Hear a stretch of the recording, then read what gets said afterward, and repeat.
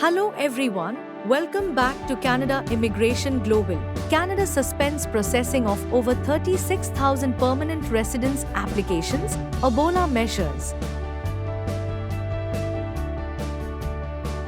There is an important immigration update from Canada. The Government of Canada has introduced temporary immigration measures in response to the Ebola outbreak in parts of Africa. As part of these measures, the processing of more than 36,000 permanent residence applications has been temporarily suspended. Let's look at the details. Canada introduces temporary Ebola measures. The Government of Canada has implemented temporary border and immigration measures in response to the Ebola outbreak affecting Democratic Republic of the Congo, Uganda, South Sudan. The measures took effect on 27 May 2026 and are currently scheduled to remain in place until 28 August 2026 unless extended or changed by the Government of Canada. Over 36,000 permanent residence applications affected. According to CIC News, approximately 36,000 permanent residence applications involving residents of the affected countries have had their processing temporarily suspended. In addition,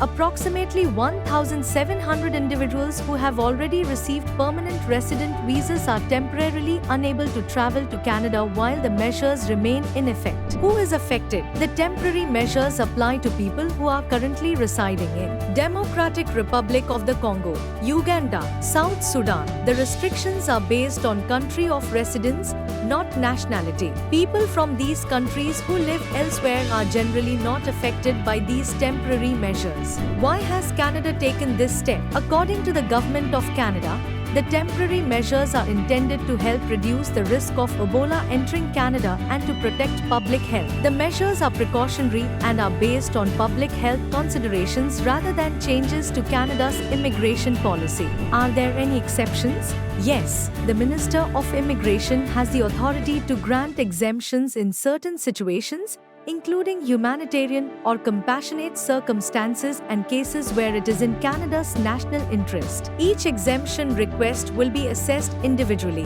What this means for applicants: if you currently reside in one of the affected countries and have submitted a permanent residence application, you should expect delays while the temporary measures remain in place. Applicants who have already received permanent resident visas but have not yet traveled to Canada may also be unable to enter Canada until the suspension is lifted. Applicants should continue monitoring their IRCC account and official government updates for further information.